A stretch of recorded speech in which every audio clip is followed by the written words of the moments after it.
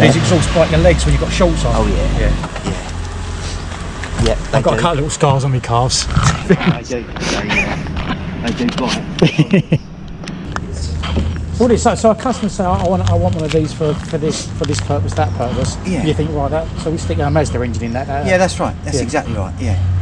Cool. They'll tell me part of the sales process, speccing up the car. Yeah. They'll say to me, one of the questions is how are you going to use it? If you're going to use it for a Sunday afternoon, like fast drive, spirited drive, then I'll give them a bike engine. Oh, okay. And if they're going to use it as a bit of a cruiser, then I'll give them a car engine. Oh, okay. And then we get to choose how big their budget is and what sort of power they get, and so on and so forth. So how powerful is this? 140 horsepower. It's the entry level car. Nice, isn't it? Yeah, it goes well. It turns a few heads, I bet, doesn't it? Yeah, Even the entry level one. Yeah, the entry level one. It's a nice little car. You can rack the daylights out. So how much is that? How much would that go for? The kit is 10 grand. Oh really? Yeah, it's only 10k. Yeah, it's cheap.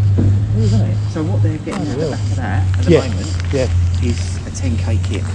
Okay. So they've taken it away. Yeah. They're going to be, they collected it, and then they've got to a point and they're stuck. So we're going to then build it for them. Oh, okay.